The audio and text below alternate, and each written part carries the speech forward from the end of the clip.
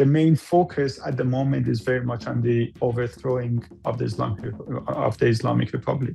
We went in, this is Ram Emanuel saying, we went in to deal with their nuclear capacity. They discovered they have a nuclear option called the Strait of Hormuz. But in this war, even 1% is enough for the Islamic Republic to say we survived the attack and call itself a winner. This is not just a military conflict, but a battle over narratives, and who gets to define what Iranians really want and where they're at in this. The Iranians have to deal with a wounded Islamic Republic and a war-torn economy. Yeah.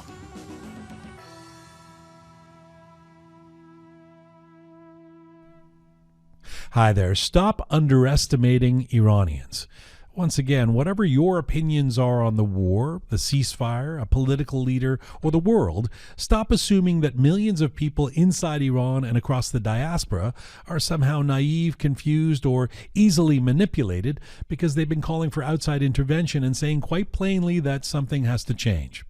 Now, to recap, there is a lazy argument circulating, especially on social media, that frames the pro-intervention position of Iranians as ignorance, that asks with a kind of smug certainty, how can Iranians be so foolish? Do they believe Donald Trump cares about them? How can they imagine the United States would ever act out of kindness? Well, that argument rests on a deeply flawed premise. It assumes that Iranians don't understand how power operates in the world, that they are somehow unfamiliar with interests, incentives, and the cold logic of geopolitics. And that's not just wrong. It's an extraordinary misreading of one of the most politically conditioned populations on earth. Stop underestimating Iranians, because if any people have been shaped by the realities of realpolitik, not as an abstract theory, but as a lived experience, it's the Iranian people. For decades, Iranians have existed at the intersection of foreign intervention, economic sanctions, nuclear brinksmanship, regional proxy conflicts, shifting global alliances. Iranians have experienced firsthand the consequences of Western action and Western inaction. Iranians understand very well that global powers do not move out of benevolence. So when most Iranians express support for outside intervention, it's not because they've suddenly developed illusions about altruism in Washington or elsewhere when it comes to human rights. It's because they recognize that at certain moments, interests can align, that there are strategic incentives for the U.S., for Israel, for parts of the Western world to confront and ultimately dismantle a despotic regime that has long been a destabilizing force in the region. And that in that moment, there may also be an opening, however imperfect, for a different future for Iran, one that's more connected, more economically viable, and less isolated. This is not so much naive as a calculation grounded in experience, and if anything, it reflects a clearer understanding of how the world works than the dismissive critiques that attempt to reduce it to wishful thinking. Stop underestimating Iranians. You don't have to agree with the conclusion. You may oppose intervention entirely, but know that Iranians are not confused about who these global actors are. They're asking a different question. If there is a moment, however brief, when the interests of powerful nations intersect with the aspirations of a population seeking change, is it not rational to consider what might be possible? Stop underestimating Iranians.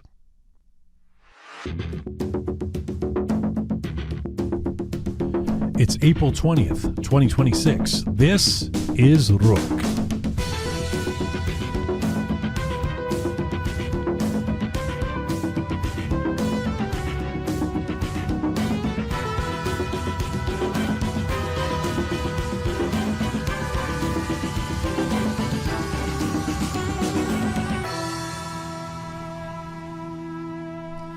Well, hi there. Welcome to episode 432 of Roqe, Iran Rises. I'm Jian Ghomeshi. Hello to you from Toronto, Canada. Salam Dustan Aziz. Durud bar shoma. I hope you're doing okay wherever you are tuning in from around the world.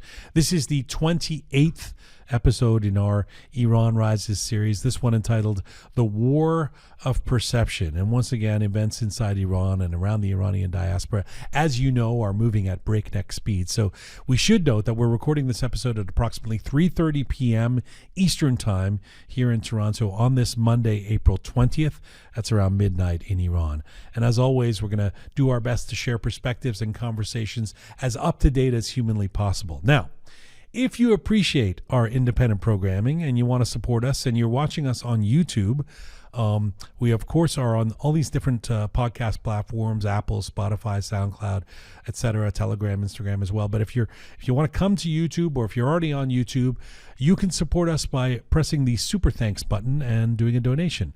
I just learned this recently. We've been getting donations and we appreciate it. So if you're on YouTube and you like what we do here at Roqe, give us a super thanks and we appreciate it. A thumbs up also helps. A nice review, any of that on any of our platforms is always welcome. All right, coming up on this 432nd edition of Roqe, at a time when the world is flooded with claims about what Iranians want and who they're standing with, how much of what we're hearing is actually true? How much of it is noise, distortion, or deliberate messaging? Returning to the program, journalist and documentary filmmaker Bozorgmehr Sharafedin joins us from D.C. to break down what he's hearing from inside Iran, what the West may be misreading, and why the battle over perception may be just as consequential as anything happening on the ground. Let's get to it. All right, let's talk about Quasar Homes. You want to do business with Quasar Homes. Today's edition of Roqe is brought to you in part by Quasar Homes. Quasar is a name synonymous with quality, detail, and innovation in Toronto's custom home building and major renovations. Founded and led by Amir Firouz, Quasar Homes has become a trusted choice for families who want exceptional craftsmanship and a seamless building experience.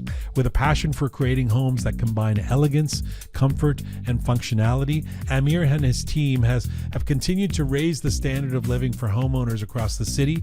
They are particularly committed to environmental awareness and sustainability. They also happen to be the sponsors of the Roqe Media Icon Award. If you are in the greater Toronto area and you are looking to build or renovate, consider Quasar. Check them out at Quasar Homes on Instagram. Quasar Homes. All right, let me tell you about FamLuxy. This episode of Roqe is brought to you with the support of FamLuxy. FamLuxy is a cultural fashion platform dedicated to supporting and showcasing independent Iranian artists. In a time, as you know, when Iranian voices and creativity face unprecedented challenges, FamLuxy stands as a bridge, bringing the spirit of Iranian craftsmanship to the world. Every creation tells a story of art, of culture, of individuality. By choosing FamLuxy, you support independent artists and meaningful design. Now, in 2023, FamLuxy introduced its exclusive collection, Glory Days, at New York Fashion Week, featuring the King and Queen line, an artistic tribute to 2,500 years of Iranian imperial heritage and the timeless strength of our culture. You need to get one of these items if you haven't already. They are sublime. You can discover more and order your own FamLuxy wear at famluxy.com. Go to famluxy.com. Thanks to FamLuxy for honoring heritage, amplifying art, and standing with Iranians. All right, let's get to our feature conversation. My returning guest today is an Iranian-British journalist and documentary filmmaker. He began his career working for various newspapers and magazines in Tehran. He joined the BBC in London as an editor in 2008. He then became a reporter at Reuters, covering Iran's nuclear negotiations, international sanctions, and global energy markets. In 2023, he won the National Press Club's Edwin M. Hood Award for diplomatic correspondence, and he's now the head of the digital news service of Iran International, and he has a new book coming out that he has co-authored entitled Stolen Revolution, Betrayal and Hope in Modern Iran. Bozorgmehr Sharafedin joins me from Washington, D.C. right now. Hello, good to have you back. Thanks, Jian. Thanks for your invite. So you were on the show just over a month ago, and at that time, in fact, I think we titled that episode, "The Mullahs Are Not Winning." You were making the case that despite their bellicose statements, and despite the fact that they were surviving and have continued to survive in terms of the regime still being in place, that the IRGC and the Islamic Republic regime was not winning this war, or this conflict, this moment, this era, this epoch, whatever we want to call it. Do you still feel that way? Definitely. I think, let's answer it this way. I think there's no doubt that both sides, Iran and the US, are desperately trying to end the war.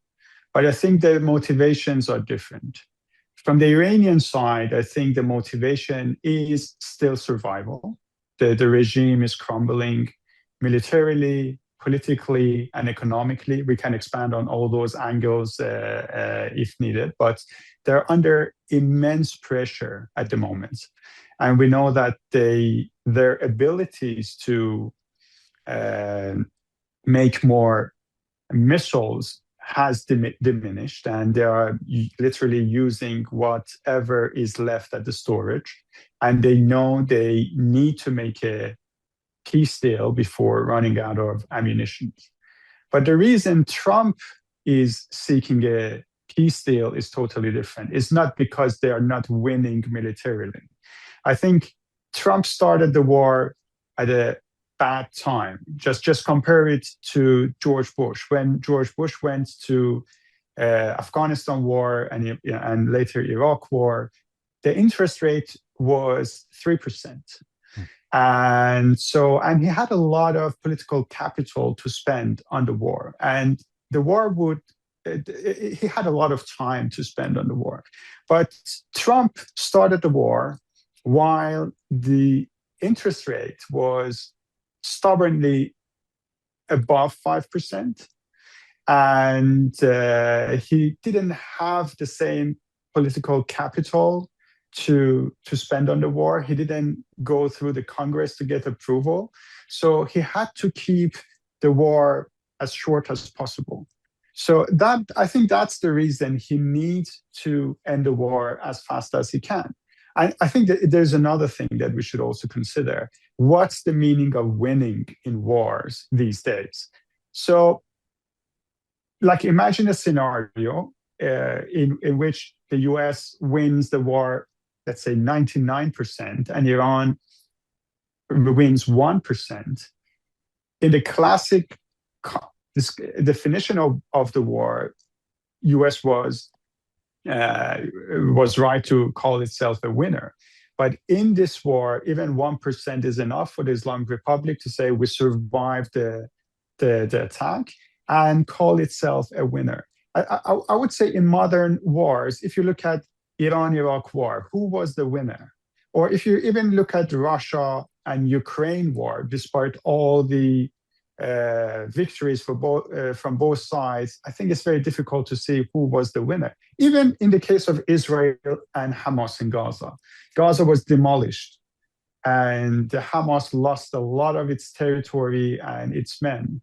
But at the same time, Hamas could celebrate victory for not being annihilated totally by Israel. So I think in that sense, we should also look back and see how we define the winning. I think the irony of this war is that both sides are desperately trying to end the war as soon as possible. And anytime the war ends, both sides can announce victory. That's the irony of it. Yes. Yeah. I mean, I try not to have conversations here or ask the same questions that anybody can find at any time of day on CNN. But I mean, that is one of the questions that gets asked around certainly the American definition of what winning this war is or what the objectives are, which I think it's fair to say anybody might say have been shifting and have been messaged in all kinds of different ways. But from an Iranian perspective, not just from the perspective, of course, of the regime, but Iranians around the world and inside Iran, that 99%, 1% thing is sort of example that you gave. I think that if that 1% includes doing a deal that maintains the survival in the interim, I mean, I think there's a very solid case to be made that this regime has to go eventually, because none of the conditions that this revolution began with in December have been cleared up. They've just gotten worse, right? So the unrest is going to fester, but for it to stay alive in the interim would be, I think, for many Iranians around the world, would be seen as a win for the regime, right? Absolutely. Just to say that this 99% and 1% that I mentioned, it wasn't an abstract concept. Trump said that when he was mentioning the crisis in the Strait of Hormuz, that even if we demolish 99% of Iranian missiles, that 1% is enough to keep the strait closed. That's the irony of this war. Right. And I agree with your point that for Iranians, for many Iranians, until the Islamic Republic is totally removed and demolished, this war will be a failure.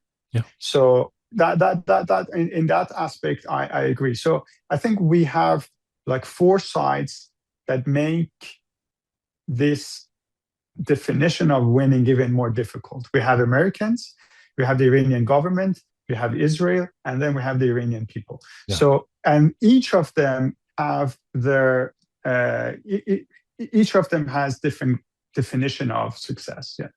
Yeah, and even, I mean, if the regime is in power still for now, one of course can make the case that it's tremendously weakened and that there's the conditions for the overthrow or the removal of this regime are heightened. But that's a hard case to make to somebody sitting inside Iran who's looking at a building across the street that's been blown up, has had to suffer greatly, and has the same regime in place, albeit with the son instead of the dad, etc.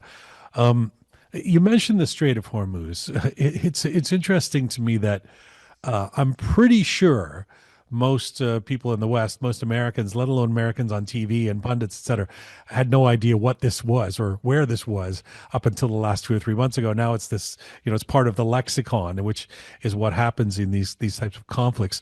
That said, I almost think it may be helpful to get a bit of a primer from you on what exactly is going on here, because one of the things that gets intimated, Bozorgmehr, is that this Strait of Hormuz is a weapon that the Islamic Republic regime had in their back pocket that no one had conceived of up until this war, which seems strange on all sides. I want to read you something. This is from Biden's former chief of staff, Rahm Emanuel, was on Bill Maher's show on Friday. And this is what he said with respect to America's intervention and the smarts of the Islamic regime. We went in, this is Rahm Emanuel saying, we went in to deal with their nuclear capacity. They discovered they have a nuclear option called the Strait of Hormuz. So this seems awfully simple. Did the West really not calculate that the Strait would be an issue? Let me tell you a story. It was 2018. At that time, I was energy correspondent at Reuters. And I decided to write a story about the Strait of Hormuz and what happens to the energy market if Iran closes the strait. For me, it was a very obvious question.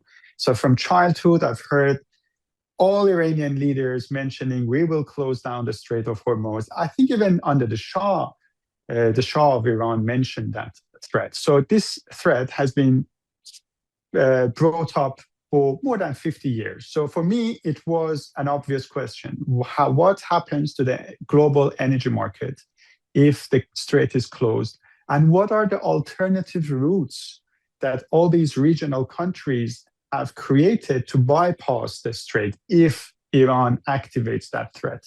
So I went and studied pipelines in Saudi Arabia, in Iraq, in Oman, in the UAE, that had been there to bypass the Strait of Hormuz. Some of them, because we had the tanker war in 1990s during the war between Iran and Iraq. At that time, it was difficult for tankers to pass through the Strait of Hormuz.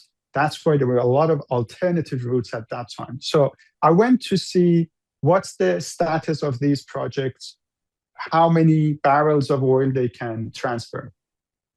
In my interviews with experts and government officials and think tanks, I realized that these alternative routes are quite minimal and underfunded.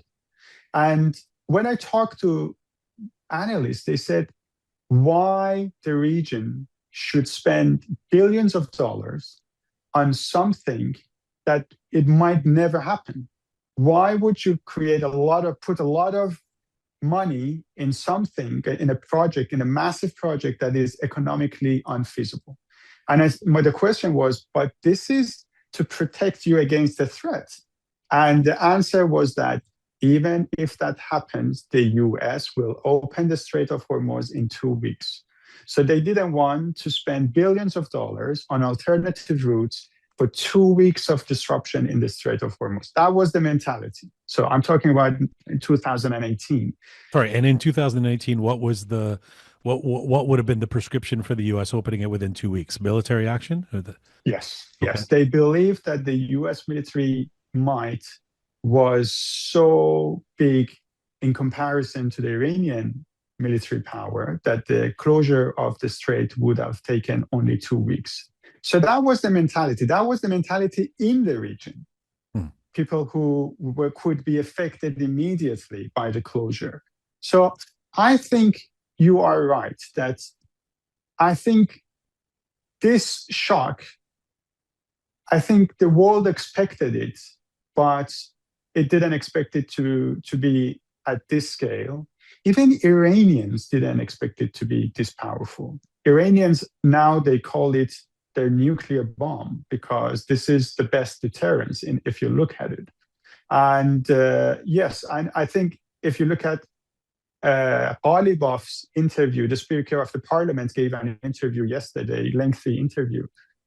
He mentioned that this war was a blessing for the nation because it showed them what they always thought they have, but now they know they have.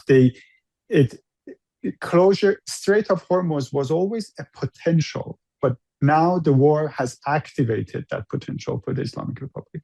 And is it true that, I mean, I'm not, it's above my pay grade in terms of understanding the Strait of Hormuz and the economics of oil, which is your part of your area of study. So you're a good person to ask. It's above my understanding to know the dynamics of the blockade versus the mines versus what the Islamic Republic is allowing through. What is it realistic that this is the nuclear option for the Islamic regime? In other words, is the blockade, as Trump has touted it, not working? Yeah, I think, look, we have the blockade of the Strait of Hormuz from the Iranian side, and then we have the US blockade on all the Iranian ports. Right. I think, in a way, both of them are working, but the Islamic Republic blockade is working in a way that, again, going back to that 1% example, the ships are not passing because it's very risky. An oil tanker with 2 million barrels of oil would not risk it to say, okay, let me pass, maybe they're sleeping. Let me pass, maybe they miss me. And the main impact is on insurance companies. If they see the risk is that high, insurance companies won't insure the tankers. And that is the main obstacle for the energy market. Yeah. You mentioned Ghalibaf. We keep hearing, or at least I keep hearing from different voices in my ear, some who are sources of mine, some just I'm reading in the media, etc., who say that there's tremendous disunity or disagreement within the regime ranks. There's the guys who go out to do the negotiation, and then there's a bunch of IRGC guys who say, "Why did you say that?" And then there's Pezeshkian over here on this side. And do you believe that kind of disunity exists right now in terms of those who are running Iran at this point in the regime? And if it does that matter? I think we should dissect it carefully. There is a part that this disunity exists and is real, and there's a part that is just a show. Like it's just the same as if you ask if this disunity exists in the US government regarding the war. Yeah, we have Vance on one side and Trump on one side. Can we say that the US government is divided over the war? I think this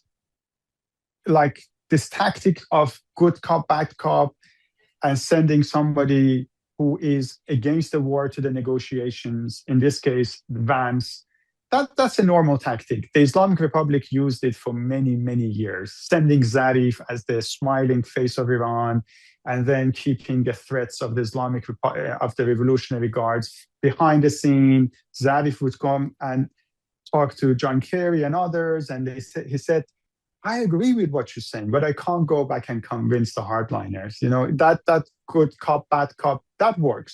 So I think we see a bit of that in the negotiations from the Islamic Republic. So they are showing a face that is willing to reach an agreement, and we see some voices that are against the agreement. That is usually helpful to empower the negotiator to ask for more. But I think at the same time, we can see some real disagreement inside the Iranian ruling elite. And we see some signs of that. So one sign, for example, was a tweet that Saeed Jalili did. Saeed Jalili was a political advisor to the supreme leader. He was a presidential candidate, and he was a former nuclear negotiator. So he's an ultra hardliner. He tweeted when there was the news, there were news about like an agreement between Iran and the United States. He tweeted that this is like a coup. If we don't believe that the supreme leader, Mojtaba Khamenei, agrees with a deal like that, if he is, we should hear his voice or see his video clearly and publicly supporting the deal. He was implying that the Revolutionary Guard has kidnapped the supreme leader and he's not able to communicate, and now it's a military coup in a way. Right. So we see, and he had to remove his tweet a few hours after that, and I think his account was deactivated. So I think these are the real signs of a rift within the ruling elite. What are you hearing? I mean, you're in this the head of the sort of digital media side of Iran International. What are you hearing from inside Iran in terms of the Iranian people? We're seeing a lot of claims, not surprisingly, laced in some of the propaganda of the regime itself, especially on social media, that Iranians are either rallying around the regime or turning against outside intervention. From your vantage point, how much of that is real? How much of that is noise, propaganda, or wishful thinking? I believe a lot of it is propaganda, and it's because the internet shutdown has been in Iran. Like 2/3 of the days in 2026, Iranians didn't have access to internet. And now we see a tier-based access to internet. Those who are pro-Islamic Republic, they are receiving access to internet. So that's why a lot of voices that we hear from Iran are not real or representative of the society.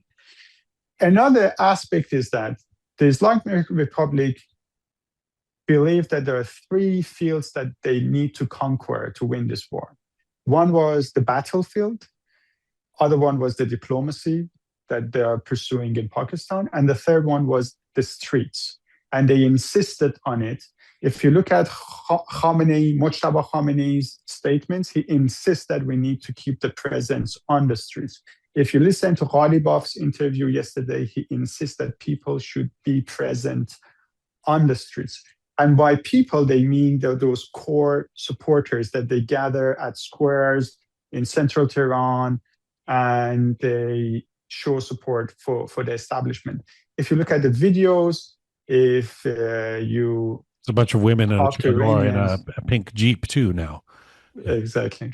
But that's not representative. I would say it's very difficult to put a number, but I would say based on the crowd you see, I would put like 5-10% on that. But that is not the main sentiment that we receive from Iran. The main sentiment was, after the ceasefire, the main sentiment that was coming out of Iran was anger and disappointment. They believe that they've been deceived once again, and it was a false hope that US will come and rescue them from the Islamic Republic. And Iranians feel that they've been abandoned one more time by an agreement a possible agreement between the US and the Islamic Republic. And adding to that, I just want to mention that there is if we want to analyze the feeling of Iranians, it's not just political. There is a lot of anxiety about the economic situation of Iran. You know, the internet shutdown has bankrupted many, many businesses. And the war has disrupted businesses as well. You know that petrochemical factories and plants have been targeted. And these are core industries in Iran. So now thousands of people can't work in petrochemicals, and also pharmaceutical companies, plastic companies, all these companies that they are reliant on those core mother industries, they can't work anymore. So we are seeing a massive collapse of the economy. And that is also another concern that we hear a lot from the Iranians. For them, the nightmare is if the war ends, the Islamic Republic remains as it is, wounded, and now the Iranians have to deal with a wounded Islamic Republic and a war-torn economy. Yeah. Yeah, I mean, all the options are not good. If the war continues, there's there's the implications of bombs dropping on infrastructure or on people, etc. So it's which is the lesser of the evil, and which is necessary to get rid of the regime, is what I feel people grappling with. When you talk about that rallying around the Islamic Republic regime and the IRI flag now in Iran, and those images that we see not being representative of the Iranian people. I mean, that's the same thing that we are hearing, even anecdotally, from friends and family, and as much as we can hear from them inside Iran. But that's not what you see in the West. That's not what you necessarily see in the Western media or even in Western popular culture. Where, I mean, I was reading a story about Iran. Actually, it was Reuters, your former stomping grounds. A story about the conflict yesterday, about the war. It was actually about the Strait of Hormuz or something like that. But the photo that they used was a woman with the patch, I mean, like the Islamic regime flag in Tehran. You know, Iranians rally behind their, that kind of an image is much more important, as you would know in journalism over the years, than the article itself. You just said, oh, so the people of Iran are rallying behind the regime.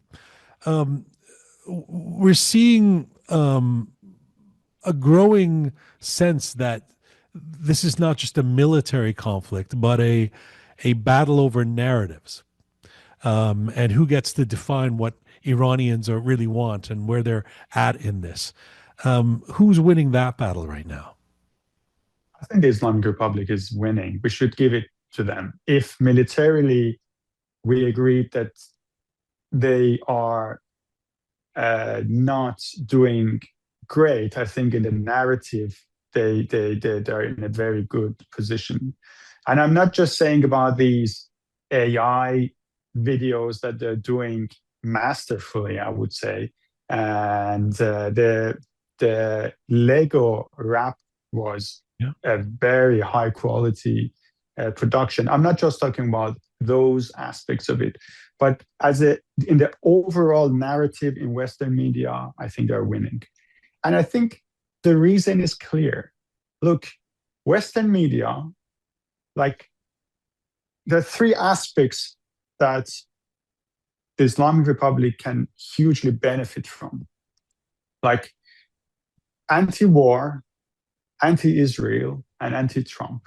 So these three crowds, like anti-Israel, we've seen a lot of demonstrations in Western capitals against Israel war on Gaza. So add all that crowd. And then we have this anti-war movement in the West that it started mainly after US intervention in Iraq and Afghanistan. You add all that crowd as well to this. And then anti-Trump, which anything Trump does is wrong. So Uh, the Islamic Republic is benefiting from all these streams. So that's why it can position its narrative there, and it will be easily picked up by these three strong narratives. In that sense, I think it doesn't need to form a new narrative.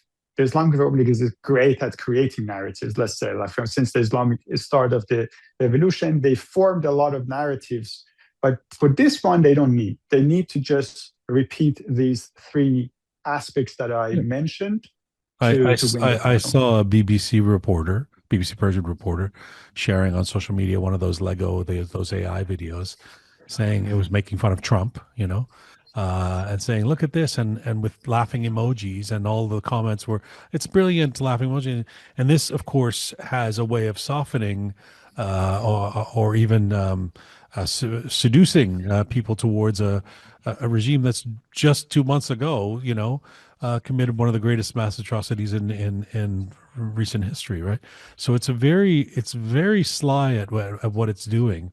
Another example that was galling to me this weekend, but where you see the context gets blurred.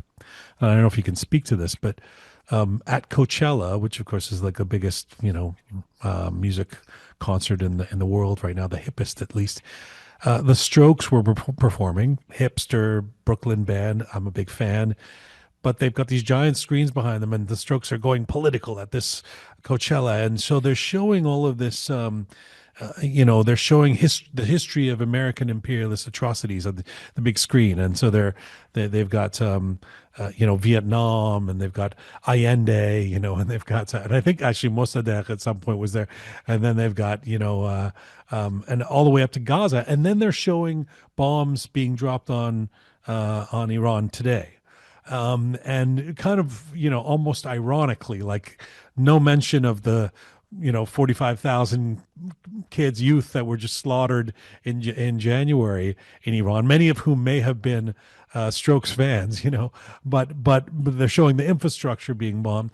And I was thinking, these guys, as well intentioned as they may be, have no idea that they are projecting an anti-imperialist narrative. Forget about Chile and Vietnam and even 1953 Iran and what, have your own narratives, but or your own ideas about all that. But to project an anti-imperialist model onto Iran right now and this Islamic Republic regime, it's very bizarre. And there they are at Coachella, the most influential stage of pop culture with maybe 100,000 kids, with the fists in the air. That's a real blurring of context that is quite dangerous. No, I agree. But this is not something new, though. So that is something that we've seen for over decades in Iran, that how these movements are very selective when it comes to supporting the Iranian democratic movement. So for them, it's the argument is very simple, that the enemy of my enemy is my friend. So if Iran is against Trump or Iran is against Netanyahu, so it would make them the good guys. Of course. And we would support them, because for them, the main goal is to be against the establishment or imperialism. We have had that. Like, that's how Press TV, and I can say Russia Today and other channels, they position themselves over the years to be the alternative narrative. And many people, many Western intellectuals, they didn't see what was really happening in that sense. So they appeared on Press TV without realizing that they are supporting a totalitarian regime while they believe that they are supporting the oppressed. Like there are many examples. Like one that comes to my mind was Jeremy Corbyn, that was the leader of the Labour Party in the UK, and he ran for the office as the prime minister. He failed, but now he's forming his new party. He's extremely popular in the UK among the youth for his radical ideas and anti-imperialism and leftist ideas. But he was a TV presenter at Press TV. And by TV presenter, he was answering phone calls and talking about Israel issues. So he was receiving money from the Islamic Republic through Press TV. And I think that that was the belief. And I remember, for example, I talked to uh, a Western analyst who appeared on Press TV. That was more than 10 years ago. And I made this case that, look, you might think that they gave you a platform, but look at what is happening in reality in the Islamic Republic. Press TV itself is behind a lot of interrogations in Iranian prisons. State TV camera is present in a lot of interrogations. And I think that argument for him it was enough not to go to Press TV anymore. But I think that the case is that the argument from the other side hasn't reached the ears of many of these emotional anti-war campaigners. Yeah. That said, the Iranian diaspora is a different story. There was a survey on the weekend published here in Canada. It was published in the National Post of Iranian Canadians that showed overwhelming alignment in terms of support for regime change. Maybe that's not a surprise, over 90%. Support for Western military intervention of some kind or another, over 90%. And support for Crown Prince Reza Pahlavi, 89%. Now, this is it's one survey. It was done by a group out of Montreal that seemed pretty credible, and it was a large survey of Iranian Canadians across the country. But you might say the National Post is a right-leaning newspaper or something, so maybe there's an agenda there. But the numbers are so through the roof that even adjusting for some margin of error, even a significant one, this would still represent massive majorities. That's different from what we hear, what we see in social media, that the Iranian diaspora is divided and in a circular firing squad. There seems to be general alignment. Does that surprise you? At least maybe that's a Iranian Canadian thing, but does it surprise you? Yeah, and it doesn't, because we saw a representation of that on the streets in many cities. We saw that in Munich, we saw that in Toronto. I believe that was one of the biggest demonstrations ever in the city. We saw that in LA. I think in LA was 300,000 people. That was one of the biggest in the city. And we saw, like in London, I think in London it was 50,000, which was one of the biggest. So we saw that. And does it mean that all people on the streets, they support the same person, the same movement, the same form of government for Iran's future? No, definitely not.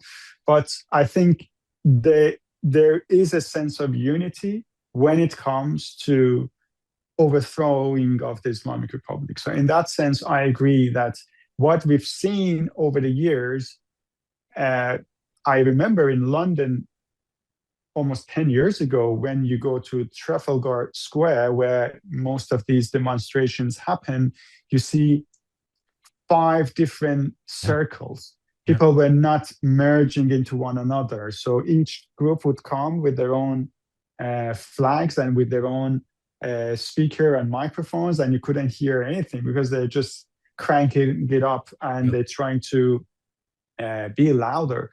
But that is gone. I think over the years, after Women Life Freedom Movement, after the massacre in January, I think the Iranians realized that it's better to unify while keeping their disagreements, because that's their right. They can make the argument. But I think the main focus at the moment is very much on the overthrowing of the Islamic Republic.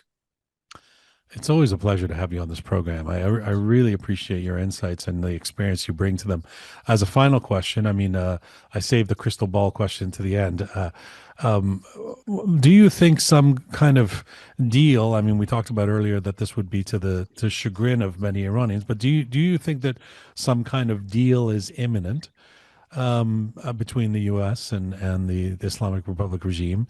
And what will you be most looking for in the coming days as a barometer of how things may change with respect to Iran? It's a very difficult question. Like, from the U.S. side, I think they want a deal, and they desperately want a deal, but that doesn't mean that they will compromise on their main demands. I think for Trump is clear, like, accept my terms or I will force you to accept my terms. So I'm not expecting much compromise from the US side. They need a deal, and the deal should be comprehensive. And by that, I mean it should be better than the JCPOA, and it should include all aspects of the Iranian behavior: nuclear, missiles, and also its influence in the region and its proxies. So from the US side, I think for us, it's very clear that they need a deal. They're pushing for a deal. And that's because that's a norm. After a military success, you need to solidify that with a political success, and that needs a deal. So you can't end the war without a political agreement that would solidify your victory. So that from the US side, I think they're keen and eager to reach a deal. They have sent their delegation to Pakistan already, which shows their eagerness. From the Iranian side, unfortunately, it's difficult to say and predict, mainly because we don't know who is in power in Iran. We have some ambiguity because we still don't know.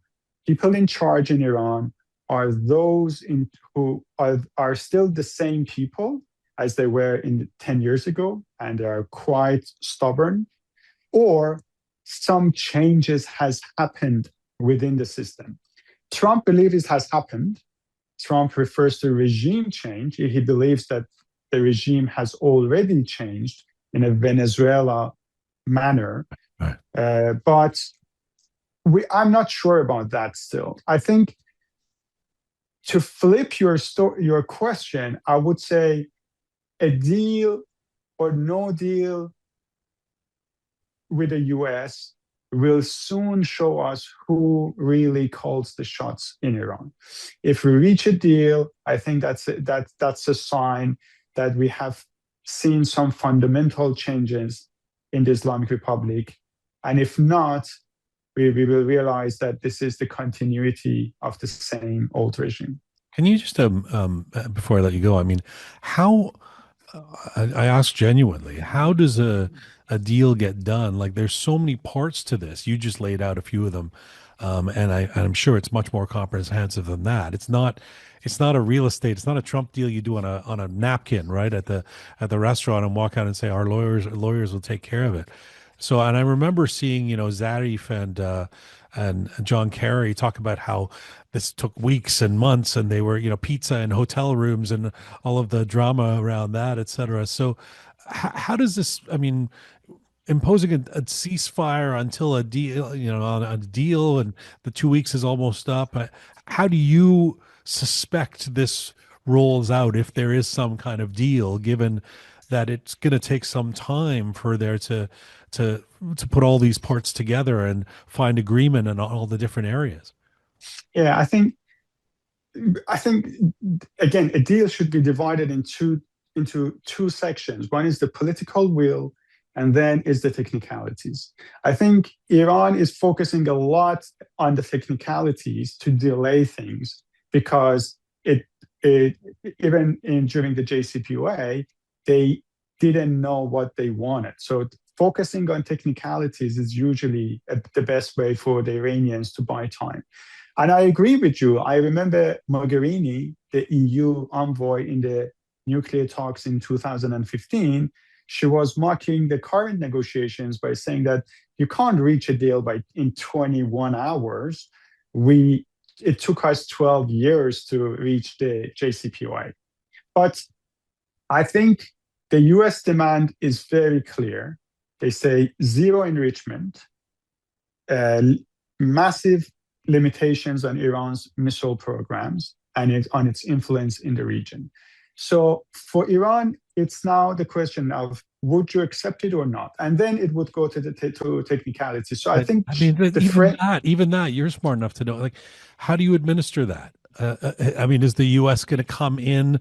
You know, you're bringing troops and specialists from America to see the uranium removed. I mean, and that seems like a lot to negotiate. That's just not a. I don't know how that's done. You know, even if the will is there, as you say, that it's a get out of jail free card for the regime, and you know, maybe Trump has.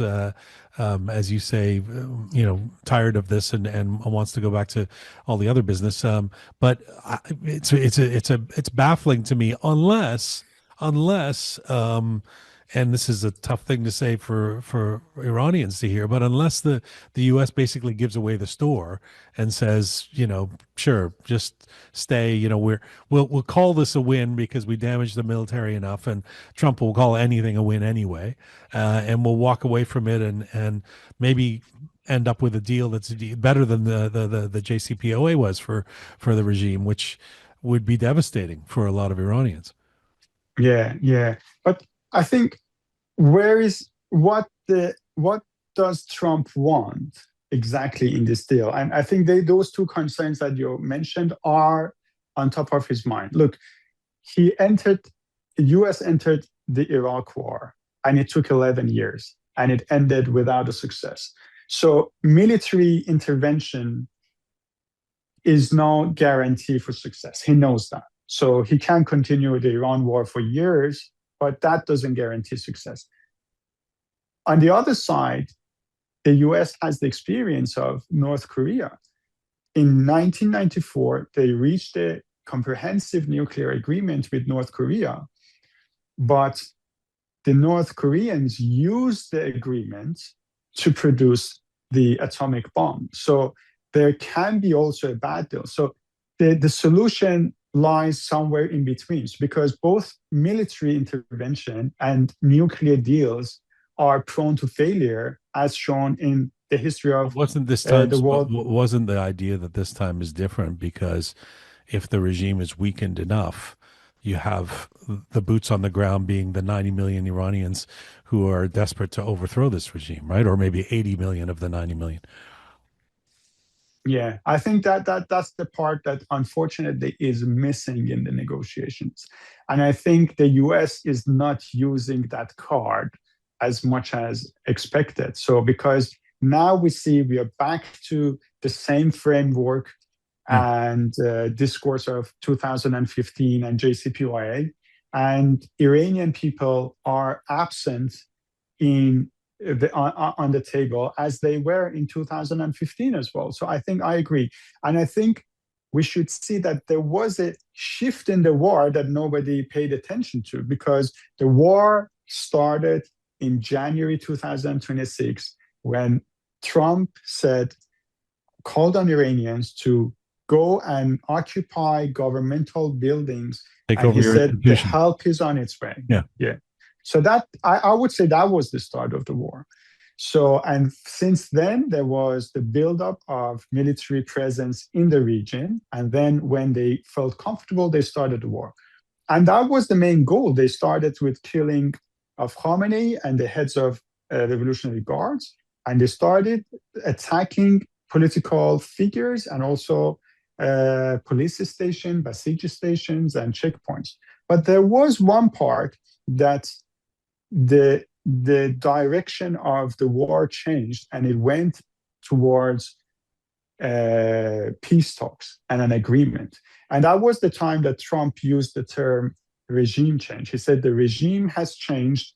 Right. Now let's go and do a negotiation with them. I think Iranians were left behind when this deviation happened. So I agree. Like for many Iranians, this is, no matter what type of deal they reach with the Islamic Republic, even the best deal that they can reach, which is zero enrichment and no missile program, is still a failure for many Iranians. That's still a lifeline for the regime. Yeah. It's again, always good to have you on the program. Thanks for doing this. Thanks for making the time, and to be continued. Looking forward to seeing you again. Thanks, Jian. Thanks for having me. Khudafis. Khudafis.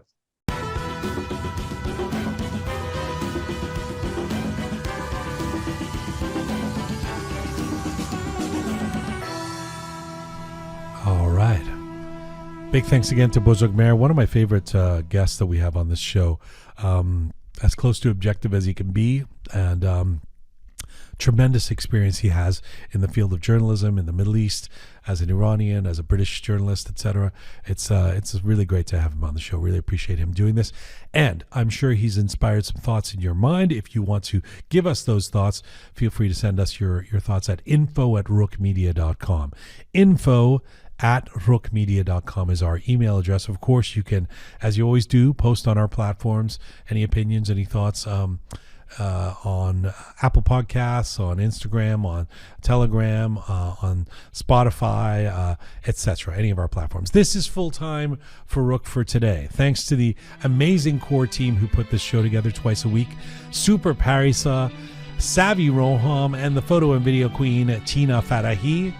Special thanks as well to Smart Pega, Charming Kimia, Talented Anahita, Methodical Kaveh, and the Rising Keon for your help. I want to thank you all out there for supporting us and sharing our content. It means a lot when you share what we do, and also when you subscribe. You can subscribe for free on any of our platforms. If you haven't done so already, please do so. Again, you can do so on YouTube, on Telegram, on SoundCloud, on CastBox, obviously Spotify and Apple, our main podcast platforms. You can find the show on Instagram at Roqe Media. You can find me on Instagram at Jian Ghomeshi. And as ever, in the immortal words of the late Uncle Behrang, Mizun Bashir.